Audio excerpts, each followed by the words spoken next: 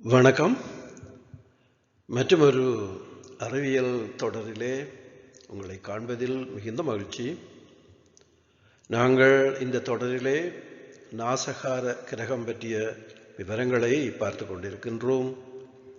இதுவரை 2 பகுதிகளை நீங்கள் கேட்டுவிட்டீர்கள்.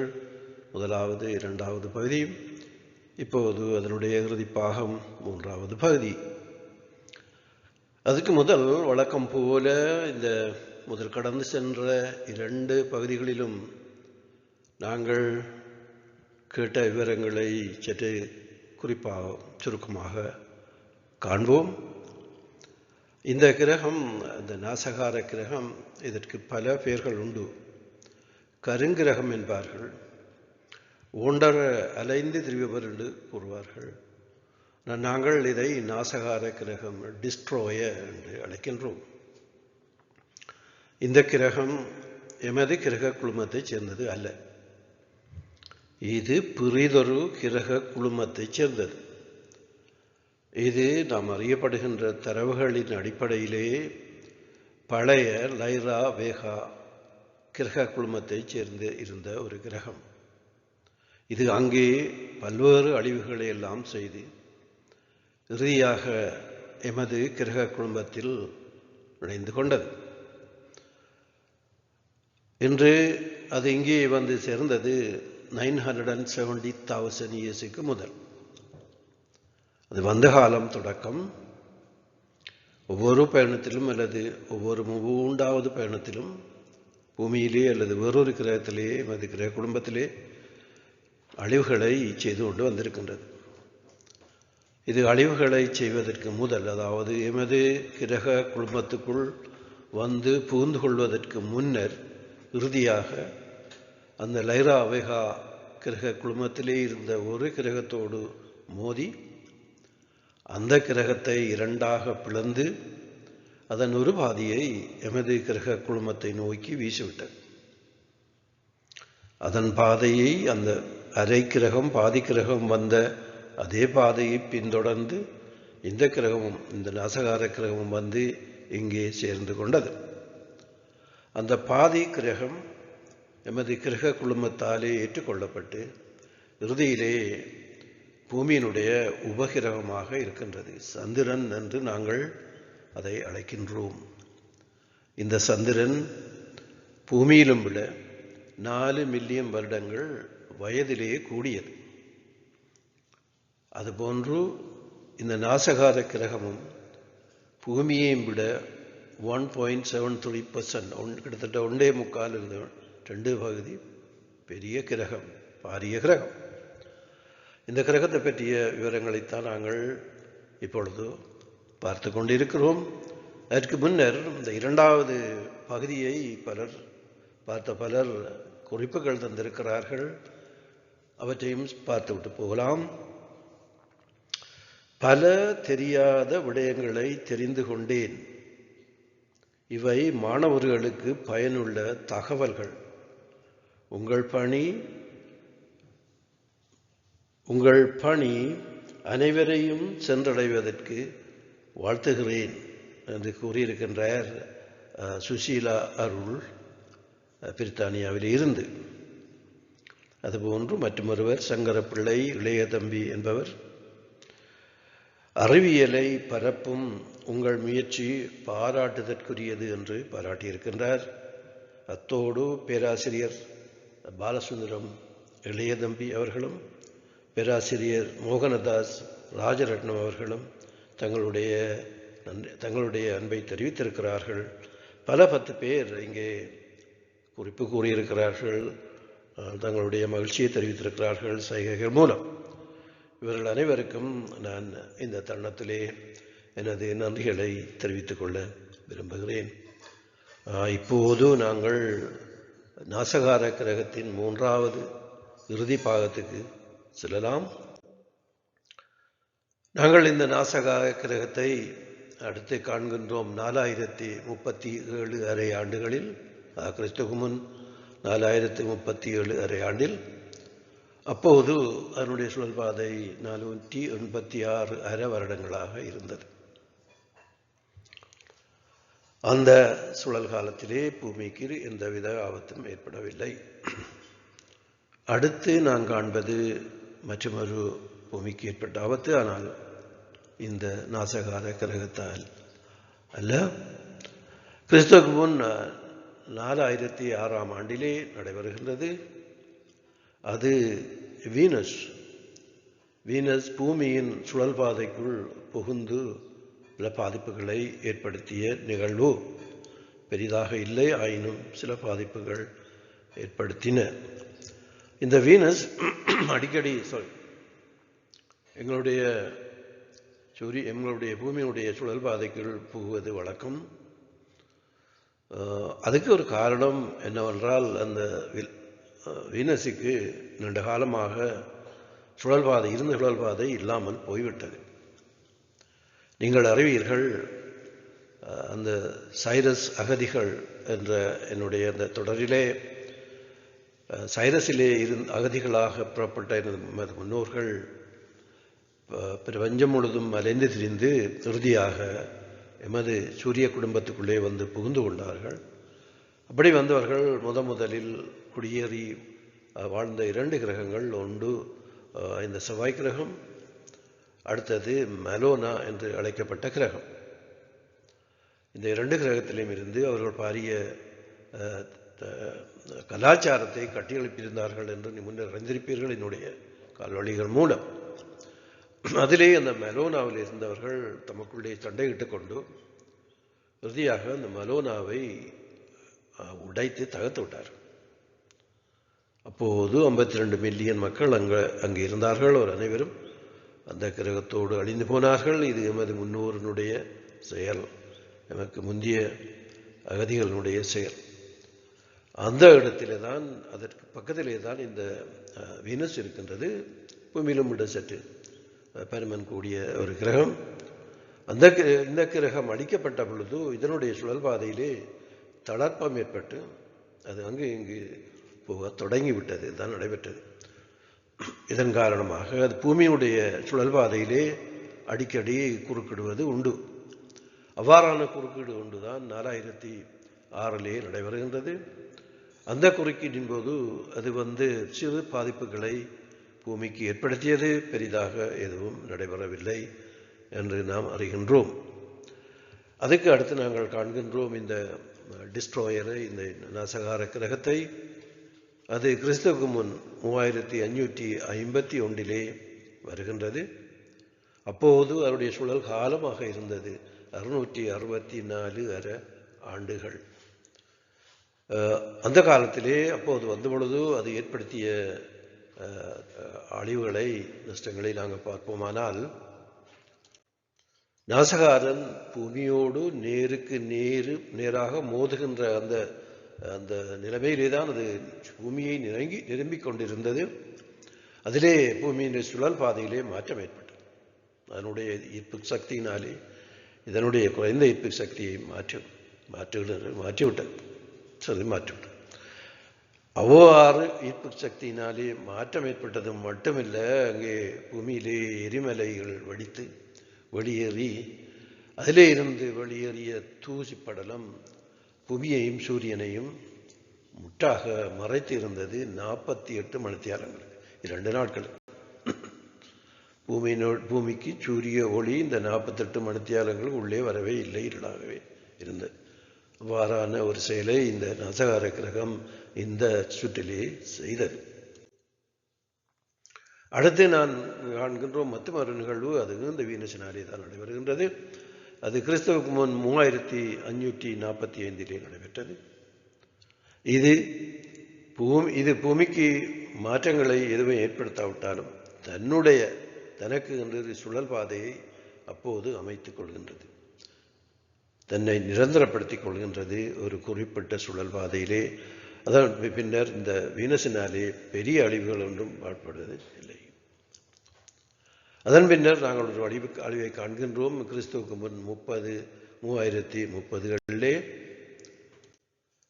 இந்த காலத்திலே இந்த ஹெலிஸ் காமெட் என்று நாங்கள் பின்னர் பார்த்தோம். இந்த 2 பகுதிகளிலும் அடிக்கடி வந்து பூமியிலும் சந்திரனிலும் சுழல் பாதைகளிலும் அடிக்கடி மாற்றங்களை ஏற்படுத்துகிறது. பூமியிலே ஒரு புழுதி படலத்தை ஏற்படுத்தி சூரியனை மறைக்கிறது. இவ்வாறான கர்மங்களைத்தான் இந்த இந்த ஹெலிஸ் காமெட் எமது கிரக குழுமத்தைச் சேர்ந்த ஒரு சிறிய கிரகம். அது அந்த கிரக குழுமத்திலிருந்து வெளிக்கிட்டு அதாவது குறுங்கிரக பட்டையிலிருந்து வெளிக்கிட்டு சுற்றி கொண்டிருக்கும். வேறு பல கிரகங்கள் சுற்றி கொண்டிருப்பது வழக்கம், அடிக்கடி நடக்கும். அதிலே ஒன்றுதான் இந்த ஹெலிஸ் காமெட் என்று சொல்கின்றது. இது பூமியை நெருங்கி வந்தது. ஆனாலும் அது பூமிக்கு பெரிய பாதிப்புகள் ஒன்றையும் ஏற்படுத்தவில்லை. இருந்தாலும் சந்திரனுடைய சுழல் பாதையிலே சிறிய மாற்றங்களை அந்த ஹெலி காமெட்ஸ் ஏற்படுத்தியது. அதன் பின்னர் நாங்கள் பார்க்கின்றோம், எங்களுடைய நாசகாரனை வருகிறார் கிறிஸ்துவுக்கு முன் 2886 ஆண்டிலே. அப்போது அதற்கு இருந்த அந்த பெற்றுக்கொண்ட சுழல்காலம் 416 ஆண்டுகள். அதற்கு அடுத்து வருகின்றது கிறிஸ்துவுக்கு முன் 2470. அப்போது அதனுடைய சுழல்பாதை காலம் 412 ஆண்டுகளாக இருந்தது. இந்த 2 சுழல் காலத்திலும் பூமிக்கோ சந்திரனுக்கோ எந்தவித பாதிப்புகளையும் அது ஏற்படுத்தவில்லை. அடுத்து நாங்கள் காண்கின்றோம் இங்கே அதே டிஸ்ட்ராயரை. அது வருகின்றது 2058. சுழல்கின்ற காலம் 605 ஆண்டுகளாக போது அது இருந்தது. இந்த சுழல் காலத்திலே அது நாசகாரன் பூமியின் சுழல் பாதையிலும் வீனஸினுடைய சுழல் பாதையிலும் புகுந்து அங்கே அவர்களை பாதிப்புகளை ஏற்படுத்துகின்றது. அதே நேரத்திலே வடமுனை மாற்றம் ஒன்றும் ஏற்பட்டு புதிய சுழல் காலத்தையும் எமது பூமி கொண்டது. அத்தோடு சிறிய அழிவுகளும் பூமியிலே ஏற்பட்டன. குறிப்பிட்டு கூற முடியாத சிறு சிறு அழிவுகள், புயல் காற்று, சிறு வெள்ளம் போன்ற விடயங்கள் பெரிதாக ஒன்றும் நடைபெறவில்லை. அடுத்து நாங்கள் பார்க்கின்றோம் இந்த நாசகாரனை. இது கிறிஸ்துவுக்கு முன் 1453 வருகின்றது. அந்த சுழல் காலத்திலே அதனுடைய சுழல் காலம் 575 ஆண்டுகள் ஆக இருந்தது. இந்த வரவின் போது அது மிகவும் ஆபத்தான முறையிலே பூமியை நெருங்கி வந்தது. ஆயினும் பெரிய அழிவுகளை அவ்வாறான நிரம்பி வந்த அந்த தேசகாரன் பெரிய அழிவுகளை ஏற்படுத்தியது. இதுவரை காலமும் ஏற்படுத்தாத வித்தியாசமான பெரும் அழிவுகள். அவை நிலநடுக்கம், எரிமலை வெடித்தல், புயல் காற்று, பெருவெள்ளம் என்பன ஏற்பட்டன. பொதுவாக அழிவு என்று சொல்கின்ற பொழுது பூமி அசைவதனாலே ஏற்படுகின்ற அழிவுகள், அதில் டெக்டானிக் பிளேட் அரைகின்ற பொழுது அங்கே உள்ளே இருக்கின்ற எரிமலை குழம்பு வெடித்து வெளியே வருகின்றது. இதனாலே பல்வேறு நிகழ்வுகள் அதை தொடர்ந்து ஏற்படுகின்றன. சுனாமி ஏற்படுகின்றது, பெருவெள்ளம் ஏற்படுகின்றது, நிலநடுக்கம் எல்லாம் ஏற்படுகின்றது. இதுதான் வழக்கமாக இந்த ஒரு பெரிய கிரகம் பூமியை அசைக்கின்ற பொழுது அதில் அந்த நில பிளேட், டெக்டானிக் பிளேட்ஸ் அதுகள் அசைகின்றதாலே ஏற்படுகின்ற விளைவுகள், பெருவெள்ளம் என்பன ஏற்பட்டது. இந்த வெள்ளத்தின் போது ஏற்பட்ட அழிவுகளை நாங்கள் பார்ப்போமானால், ஏசியாட்டிக் கடலிலே இருந்து சண்டோனினி வெடித்து சிதறுகிறது. சண்டோனினி ஒரு எரிமலை, மிகவும் பாரிய எரிமலை. ஏசியாட்டிக் கடலிலே இருக்கின்ற எரிமலை. இந்த பிரதேசத்திலே தான் அந்த அட்லாண்டிஸ், அந்த லெஸ் அட்லாண்டிஸ் கட்டப்பட்டது. 4 லெஸ் அட்லாண்டிஸ். நீங்கள் அதை அட்லாண்டிஸ் என்ற பகுதியிலே கேட்பீர்கள். இங்கேதான் இந்த சண்டோனினி பிரதேசத்தில் தான் கட்டப்பட்டது. இந்த சண்டோனினி அந்த எரிமலை ஈர்ப்பினாலே வெடித்து சிதறுகிறது. அதனாலே ஏற்பட்ட கடல் அலைகள் 180 மீட்டர்ஸுக்கு உயர்ந்து சென்றன. அந்த கடல் அலைகள் பரவி சென்று மத்திய தரைக்கடல் ஊடாக எகிப்துக்கு சென்று அங்கே பெரு அழிவுகளை ஏற்படுத்தியது. அத்தோடு மட்டும் அது முடிந்து விடவில்லை.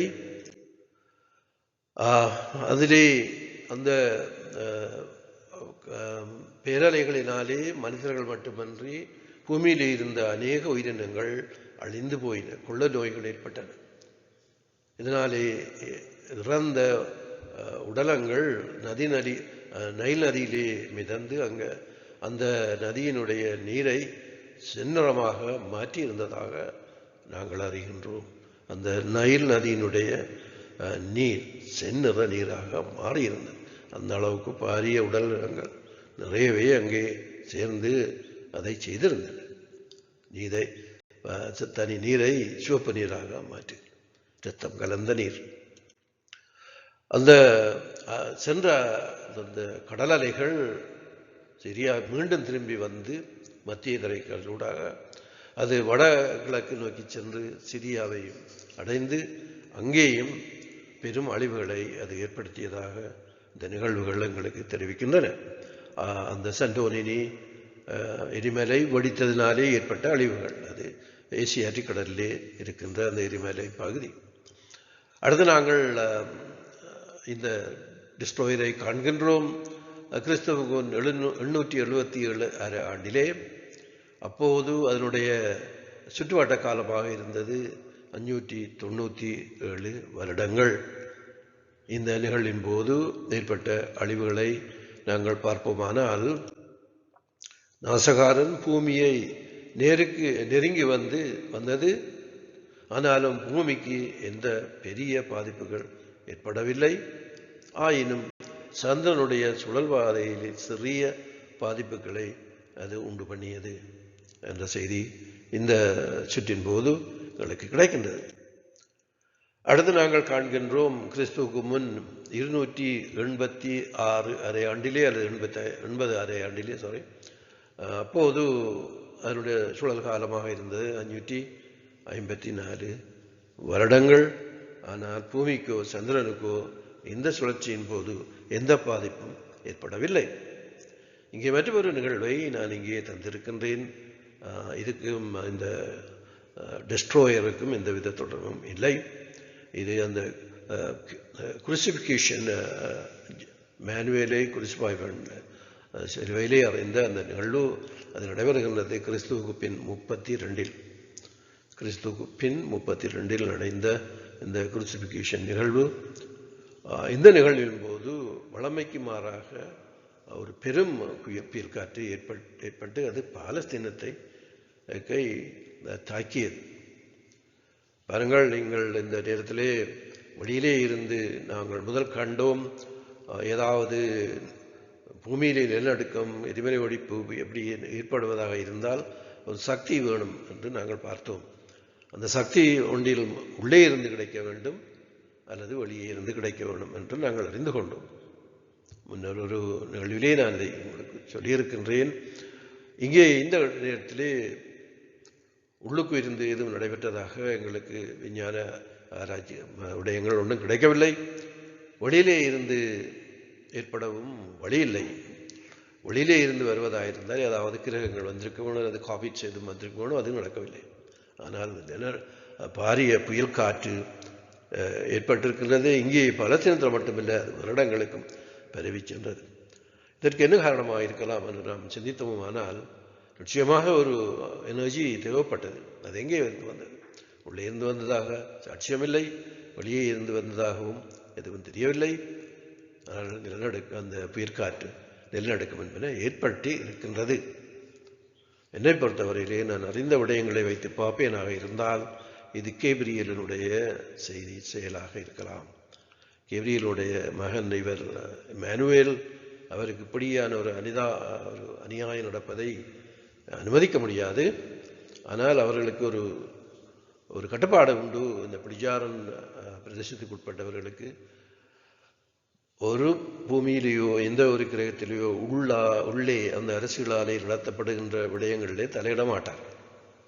அது அவங்களுடைய சொந்த விடயம். அதிலே தலையிடுவது மற்றவருடைய உரிமையிலேயே நாங்கள் பாதிப்புகளை தலையிடுவதாக முடியும் என்ற அந்த கோட்பாட்டின் அடிப்படையில் அவங்க தலையிடுவதில்லை. நல்லதோ கெட்டதோ அவங்க விடுவார்.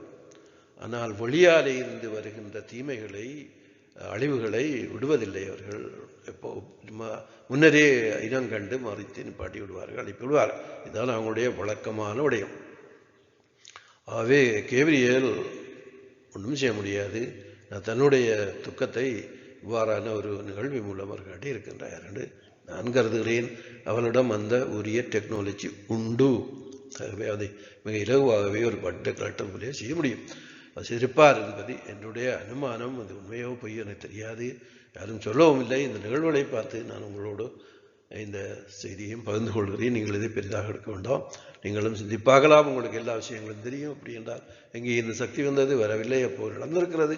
சக்தி எங்கேயாவது இருந்து இடத்துல கண்டுபிடிக்க வேண்டும். என்ன அதுதான் விடயம். எல்லா நிகழ்வுகளையும் கேப்ரியல் இவரை பின்தொடர்ந்தவர். முழு விஷயங்களையும் இதிலேயே நிச்சயமாக பின்தொடர்ந்து பார்த்திருப்பார். இல்லாமல் இல்லை. அவருடைய துக்கத்தை வெளியிட்டது தான் இந்த நிலநடுக்கத்தை ஏற்படுத்தி அவர் மற்றவர்களுக்கு காண்பித்த அந்த விடயம் என்று நான் கருதுகிறேன்.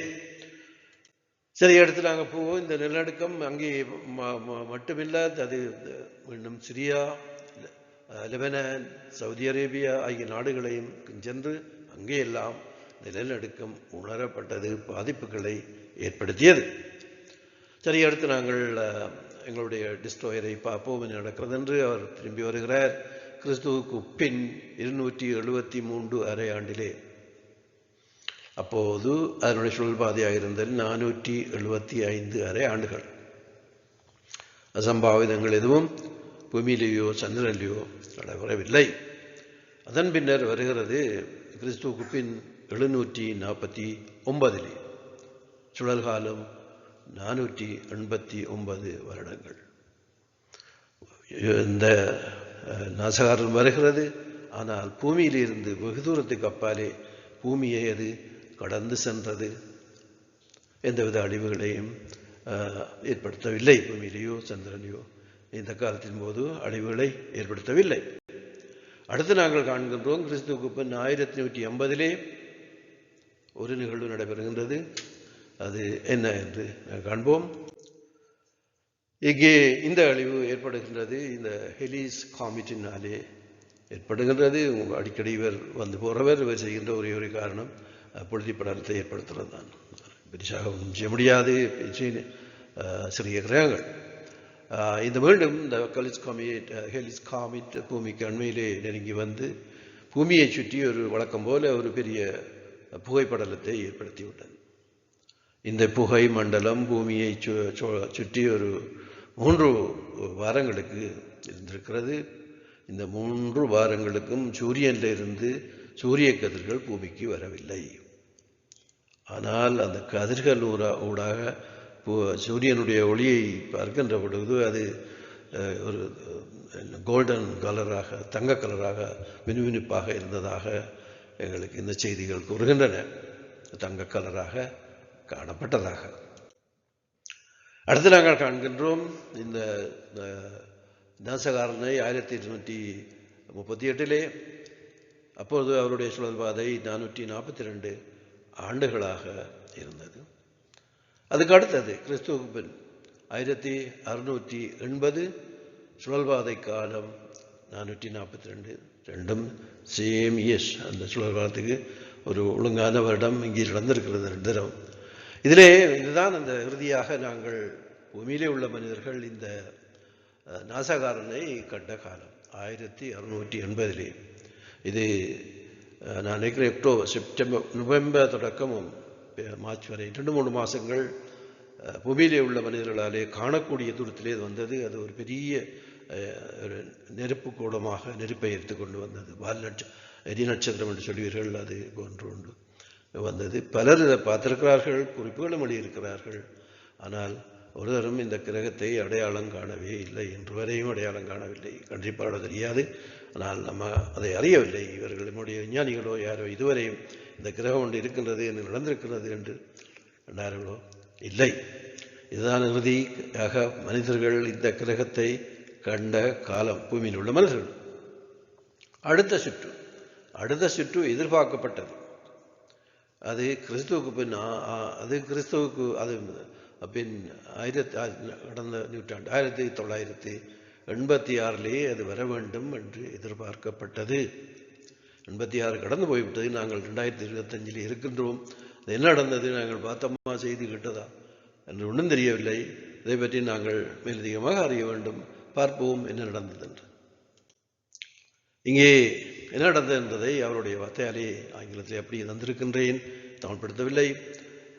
Up until now, the latest passage of the destroyer, which may not return as we strive to remove this wandering planet from the solar system என்று சொன்னார்கள். இது அவங்களுடைய வார்த்தையிலே, ஆங்கில மொழிபெயர்ப்பு அவங்களுடைய வார்த்தை, அவர்கள் பேசுவது என் மொழியிலே என்று நான் முன்னர் சொன்னேன். இது தொடர்பறிக்கை 150 கூறப்பட்ட வார்த்தை. அதாவது இது நடந்ததென்றால்,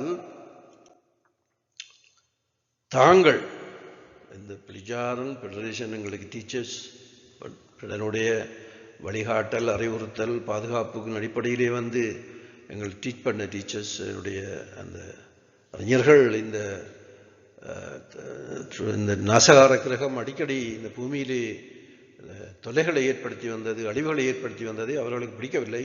இது சில வேளை மனிதர்களையும் ஏனைய உயிர்களையும் அழிக்கக்கூடும் என்று எதிர்பார்த்தார்கள். அதன் காரணமாக இதுக்கு என்ன செய்யலாம் என்ற சிந்தனையிலே இதை இந்த கிரகத்தை இந்த கிரக குழுமத்திலே இருந்து அழித்து விட்டால் பூமிக்கோ ஏனைய கிரகங்களுக்கோ பூமி அதாவது இந்த கிரக குழுமத்தில் உள்ள ஏனைய கிரகங்களுக்கோ ஆபத்து ஒன்றும் இல்லை. அவ்வாறு இல்லாமல் செய்ய முடியுமாக இருந்தால் அப்படி செய்வதற்குரிய ஏற்பாடுகளை இவர்கள் செய்திருந்தார்கள். அதை செய்வதற்கு இவர்கள் தயாராகவும் இருந்தார்கள். ஆனால் ஒன்று நம்ம சொன்னது போல இவர்கள் ஒன்றும் தாங்கள் விரும்பின மாதிரிலாம் செய்ய மாட்டார்கள். காலத்துக்கு ஏற்ற மாதிரி, இடத்துக்கு ஏற்ற மாதிரி, இடங்கள் நடக்கிற விஷயங்களுக்கு ஏற்ற மாதிரி பார்த்து ஒன்றுமே செய்ய மாட்டார்கள். பேசாமல் இருப்பார்கள். எது செய்வதாக இருந்தாலும் இவர்களுக்கு இந்த பிளிஜாரன் ஃபெடரேஷனிலே இருந்து கட்டளை வர வேண்டும், இதை செய்யுங்கள் இது என்று சொல்லி. இவர்கள் கிட்டத்தட்ட ஒரு ரோபாட் அல்லது அண்ட்ராய்ட் மாதிரியான மனிதர்கள் தான். தாமாகவே ப்ரோக்ராம் பண்ண மாதிரியான மனிதர்கள் தான். தாமாகவே சிந்தி செய்வது இல்லை. அது தங்களுடைய கடமை இல்லை என்று சொல்வார்கள். அவருடைய யாராவது பூமியில் ஏதாவது அழிவை செய்தால் அவங்களுடைய விருப்பம், எங்களுடைய பொறுப்பு அல்ல என்று சொல்வார். ஆனால் வழியாலே இருந்து எந்தவித ஆபத்தையும் பெற விட மாட்டார்கள். அது அவர்களுடைய பொறுப்பு. பூமியும் அதனுடைய சுற்றுப்புறமும் இது போன்ற பல இடங்களும் பிரபஞ்சம் முழுவதும் பிளிஜாரனுடைய கட்டுப்பாட்டுக்குள்ளே, மேற்பார்வைக்குள்ளே இருக்கின்றது. இதை நீங்கள் மறக்கக்கூடாது. அவர்கள் வெளியிலே இருந்து வர விடவே மாட்டார்கள்.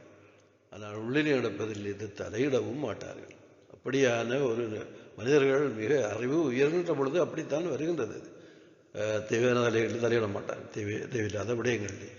ஆனால் எங்களுடைய மனிதர்கள்லாம் தேவையில்லாத விடயங்கள்லாம் தலையிடுவாங்க. பொது சண்டை தான் என்ன பிடிச்சு கொண்டிருக்கிறாங்க.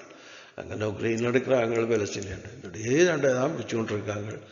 ஒவ்வொரு அரசையும் அந்த அரசை ஆட்சி செய்வதற்கு அனுமதிக்கப்பட வேண்டும். அது அந்த மக்களுடைய விருப்பம்.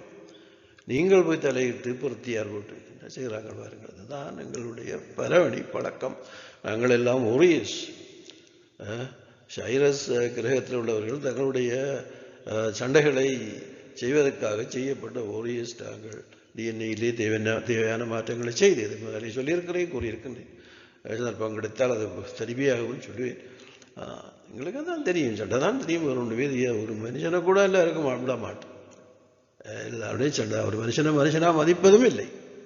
நாங்கள் மனுஷனை மதித்தாத்தானே மற்றவன் எங்களை மதிப்பான். நாங்கள் மதிக்காமல் அவங்கள அப்படி மதிக்க போகிறாங்க. நாங்கள் மதிக்கிறதே இல்லையே. அதான் என்னதை கொடுக்குறோமோ அதான் எங்களுக்கு கிடைக்கும். அதான் எங்களுடைய பழக்கம், அதான் எங்களுடைய பண்பாடு. பாருங்கள், தம்பி எந்த ஒரு 2 கேட்க தூங்கினாரா என்றால் அவனுடைய பூர்வீகத்தை கேட்டு, அவனுடைய தந்தையுடைய பூர்வீகம், தாயினுடைய பூர்வீகத்தை எல்லாம் கேட்டு இவன் எந்த சாதியாக இருப்பான் என்று சுரண்டி பார்ப்பதிலே நாங்கள் ஃபொரன்சிக்ஸ் எக்ஸ்பர்ட்டாக இருக்கிறோம். அதுதான் எங்களுக்கு தெரியும்.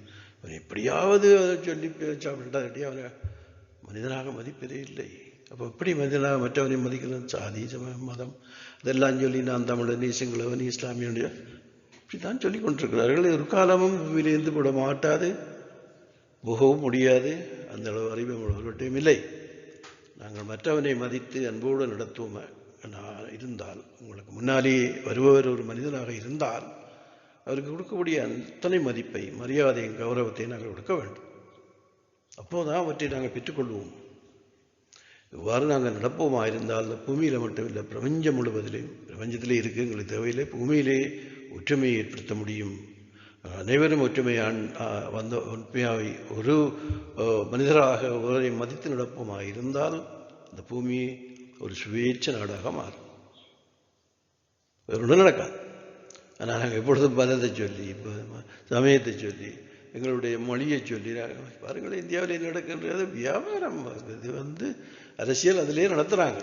இலங்கையிலே பாருங்கள், உள்நாட்டிலே அரசியல் தான் தமிழ் கட்சி அந்த கட்சி எல்லாம் தமிழ் கட்சி தான். இப்போ அவங்க பார்த்தீங்கன்னா பயப்படுறாங்க, இல்லை தமிழ் பேர் தமிழ் தெரியும், அவங்களும் சிங்கள கட்சி என்று சொல்வதில்லை, நீங்கள் தான் தமிழ் கட்சி என்று சொல்லுவீர்கள். என்ன செய்தீர்கள்?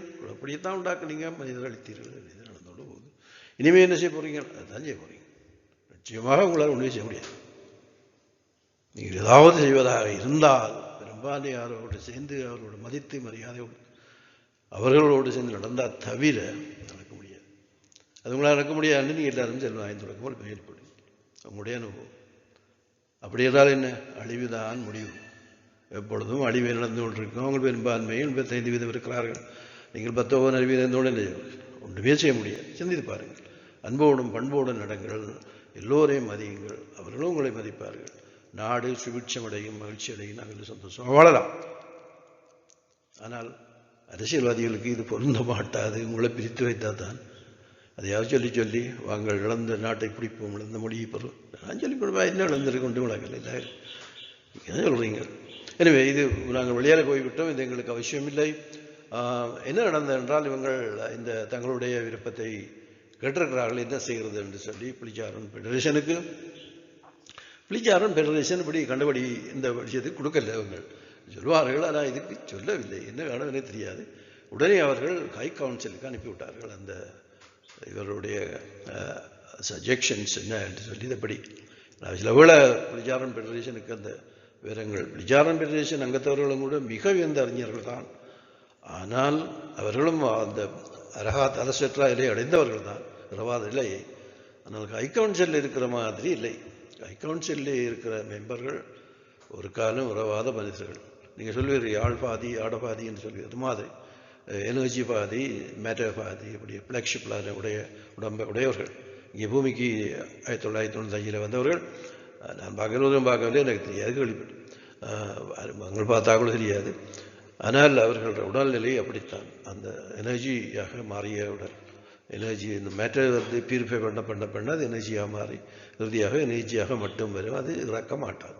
அப்படியா நிலை அடைந்தவர்கள் அவர்கள். அவருடைய அறிவு அளவுக்கு அதிகமானது. அவருக்கு தெரியாத உடைய பிரபஞ்சம் ஒன்றுமில்லை. பல பில்லியன் வருடம் வாழ்றவர்களுக்கு படித்து அறிஞர். அப்படி அவர்கள் சொன்னார்கள், இதுதான் அவர் சொன்னார்கள், அந்த கிரகத்தை நிறுத்தி அதனுடைய சுழல் பாதையிலும் சுழல் காலத்திலும் பொருத்தமான மாற்றங்களை செய்து மீண்டும் அனுப்பிவிடுங்கள் என்று சொன்னார்கள். இதான் சொன்னார்கள், அடித்து விடுங்கள் என்று இவர்கள் எதிர்பார்த்த மாதிரி அவர்கள் சொல்லவில்லை. அந்த ஆலோசனைக்கு ஏற்ப இவர்கள் அந்த கிரகத்தை நிறுத்தி அதனுடைய சுழல்பாதையிலே மாற்றங்களை செய்து மீண்டும் அனுப்பிவிட்டார்கள். அது இப்பொழுது எங்களுடைய கிரக குடும்பத்திலே உண்டு, வரும், அது வருகின்ற காலமும் சொல்லியிருக்கிறார்கள். ஆனால் எந்தவித அழிவையும் செய்ய மாட்டாது. இந்த நிகழ்வை கேட்டால் எங்களுக்கு இப்படித்தான் வருது. இன்னும் பஸ் ஸ்டாப்பில் போய் நின்று கையை காட்டி பஸ்ஸை நிப்பாட்டுற மாதிரி தான் சொல்கிற மாதிரி கிடக்கும். அப்படித்தான் பட வேண்டிய அதானே எங்களுக்கு தெரியும். ஒரு பெரிய கிரகத்தை நிறுத்தி அதில் சுழல்பாதையிலே மாற்றம் செய்து அதில் சுழல் காலத்திலே மாற்றம் செய்ய என்ன விஷயம் இது? எங்களுக்கு புரியவே புரியாது. புரிய முடியாது. அந்த அறிவு இருந்தால் புரியும். பஸ்ஸை பற்றி எங்களுக்கு தெரியும், அதுதான் சொல்லுவோம், அதுதான் தெரியும். என்னடா இது விஷயம் வேண்டிய நான் கேட்க மாட்டேன். இது டெக்னாலஜி, இது மனித டெக்னாலஜி தான். இது நான் செய்ய முடியும். அந்த எல்லாமே கொஞ்சம் கூட எங்களுக்கு புரியாது, ஆகவே இது விளங்கவும் மாட்டாது. ஆனால் இது வந்து உண்மையிலே உள்ள குறைபாடு அல்ல, உண்மையிலே குறைபாடு இல்லை, இது எங்களுடைய அறிவிலே உள்ள குறைபாடு. அப்படி நாங்கள் கருதுவோமானால் எப்படி நிப்பாட்டுறது? எங்களுடைய அறிவிலே உள்ள குறைபாடை தவிர உண்மையிலே உள்ள குறைபாடு அல்ல. இப்படி இதுதான் இந்த விடயங்கள் நடந்தது. அவர்கள் அதை நிறுத்தி அதை செய்து மீண்டும் எங்களுடைய குடும்பத்திலே விட்டிருக்கிறார்கள். உண்டு திரும்பி வரும். அது எப்போ திரும்பி வர வேண்டும் எங்களுக்கு சொல்லியிருக்கிறார்கள். அடுத்து திரும்பி வருகின்ற காலம் எங்களுக்கு 2-3 ஜெனரேஷனுக்கு பிறகுதான் வருது. 2255 வருகின்றது. ஆனால் வருகின்ற பொழுது இது எந்தவித துன்பத்தையும் பூமிக்கு எந்தவித இழப்பையும் செய்ய முடியாது, ஒரு செய்ய முடியாது. அந்த மாதிரி செய்து அனுப்பி, ஆகவே பூமியும் இணைய கிரகங்களும் இந்த நாசகார கிரகத்தில் இருந்து இனிமேல் பாதுகாக்கப்படும் என்ற சந்தோஷமான நிகழ்ச்சி இன்றைக்கு நீங்கள் கேட்டிருக்கிறீர்கள். இதுதான் அவங்க சொன்ன விடயம், இதுதான் அது நடக்கும், வேறு எதுவுமே இல்லை. இத்தோடு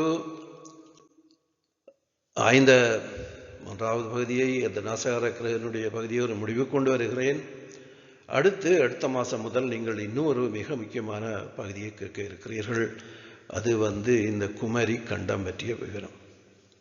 இந்த குமரி கண்டம் பற்றி என்னவெல்லாம் பேசி குழப்பிக்கொண்டே இருக்கிறார்கள். நீங்கள் படித்து பார்த்தீங்கன்னா தெரியும். பூமியிலே இந்த ரிவைவலிஸ்ட் தமிழ் ஆர்வலர்கள் இன்னும் சொல்கிறாரு, இன்னும் படிக்கிறாங்க. அது சொன்னார், அது அவன் ஒரு பூசாரி, அவன் அப்படி தான் சொல்லுவான். அப்படி அறியாத காரணங்களுக்காக அறியாதபடி சொல்லி கொண்டு பேசி கொண்டு இருக்கிறார். அப்படித்தான் சொல்கிறாங்க. சொல்றதெல்லாம் பிழை, நிகரெல்லாம் பிழை. நாம் சொன்ன மாதிரி என்னுடைய மொழி, என்னுடைய மதம், அந்த மதப்பற்று ஒரு கதவை நான் உங்களோட பகிர்ந்து கொள்ளலாம் நினைக்கின்றேன். ஒரு சென்ற வருடம் நினைக்கிறேன், அந்த ஒரு பாலு நீங்கள் வெளிப்பட்டிருப்பீர்கள், ஒரு ஆய்வறிஞர், அவர் பூம்புகார், காவிரிப்பட்டினம் போன்ற இதனுடைய ஆய்வர். அவரோட சில விடயங்களை நான் பகிர்ந்து கொண்ட பொழுது அவர் எனக்கு சொன்னார், நீங்கள் சொல்கிற விடயத்தில் பூம்புகார் என்றோ அல்லது காவிரிப்பட்டினம் என்றோ பெயர் வரவில்லை என்றால் நான் செய்ய மாட்டேன். அவருக்கு ஒரு பெயர் வேணும், அதிலே பூம்புகார் என்று வர வேணும் அல்லது காவிரிப்பட்டினம் என்று வர வேணும். அவர் குறிக்கோளோடு வேலை சரி, இது இருந்தால் தான் நான் செய்வேன். அது அவருடைய குறிக்கோள். அவர் ஒரு தனக்கண்ட ஒரு குறிக்கோளை வைத்துக்கொண்டு தான் அதனுடைய ஆய்வுகளை செய்து அவர் வெளியேறுகிறார். தெரியவில்லை தான் அவருடைய விடயம். அப்படித்தான் அந்த ஆய்வாளர்கள் எல்லாரும் அப்படித்தான் அதிகமாக செய்கிறார். தங்களுக்கென்ற ஒரு குறிக்கோள் இருக்குது. தான் இந்த மதத்தை மொழியைச் சேர்ந்தவங்களோ அதுக்கு ஒரு பெருமை சொல்வதற்கான உரிமை தேடுவதற்கான விடயங்கள் கிடைச்சா தவிர இல்லாடியில் ஆர்வம் காட்ட மாட்டார்கள். சந்தர்ப்பம் கிடைச்சா தங்கடதான்னு சொல்லி விடுவார்கள். அப்படிதான் ஆய்வுகள் பூமியில் நடக்கிறது. நீங்கள் அறிந்திருப்பீர்கள் பல விடயங்களை. இப்படித்தான் நடைபெறுகிறது. எல்லா இடங்களும் இப்படித்தானோ. இதனாலே உண்மை எமக்கு சேர்வது இல்லை. உண்மை என்றது வரமாட்டாது. அது எங்கேயாவது மறைப்பு, சுத்தி அடைப்பு எல்லாம் செய்து விடுவார்கள். தான் பூமியில் நடக்கின்றது, நாங்கள் அறகுறையாக அறிஞ்சிட்டு எனக்கு தெரியும் என்று பெருமையோடு இருக்கின்றோம். இல்லை, எப்படி செய்யக்கூடிய மனிதர்கள் பூமியிலே இருக்கிற மாதிரி தெரியவில்லை. அப்படி இருந்தாலும் அவர்களுக்கு அந்த சந்தர்ப்பம் கிடைத்திருக்க வழி இல்லை. இப்படித்தான் பூமியில் நடைபெறுகின்றது. ஆனால் நீங்கள் அடுத்த மாத தொடக்கம் நீங்கள் குமரி கண்டம் பற்றிய முழு விவரங்களையும் அறிய இருக்கிறீர்கள். நான் எல்லாத்தையும் உங்களுக்கு தரவிருக்கின்றேன். இந்த சந்தேகங்கள் அதுகளெல்லாம் எங்களுக்கு வேண்டாம். ஒரு தெளிவான விடயத்தை மொழி வாங்கி இருந்தவர்கள் யார், என்ன செய்தார்கள், எப்படி ஆட்சி செய்தார்கள், அவர்கள் பேசிய மொழி, அவருடைய கலாச்சாரம். அந்த குமரி கண்டம் 3 தடவை அழிந்தது. முதல் சங்கம், இடைச்சங்கம், கடைச்சங்கம், அதெல்லாம் இலக்கியங்களையும் சொல்லியிருக்கிறார்கள். எப்போ அழித்தது வருடக்கணக்கெல்லாம் அவங்க தந்திருக்கிறார்கள். இருந்தாலும் குறிப்பாக எந்த வருடத்தில் அழிந்தது என்று தெரியாது. இந்த விடயத்தை எல்லாம் நான் திரட்டி உங்களுக்கு தெளிவாக ஒரு ஆவணமாக தரலாம் என்று நான் நினைத்திருக்கின்றேன். அடுத்த மாதம் முதலாவது அதுக்கு 2-3 வீடியோக்களாக செல்லும். பொறுமையோடு இருந்து கேளுங்கள். அங்கே நீங்கள் அறிந்து கொள்ளக்கூடிய விடயங்கள் நிறையவே உண்டு என்ற செய்தியையும் நான் உங்களோடு பகிர்ந்து கொண்டு இந்த நிகழ்வை ஒரு முடிவுக்கு கொண்டு வருகின்றேன். நீங்கள் பொறுமையோடு இதை கேட்டுக்கொண்டிருந்ததுக்கு நன்றி கூறுகின்றேன். அடுத்த நிகழ்விலே சந்திக்கும் வரை வணக்கம் கூறி விடைபெறுகின்றேன்.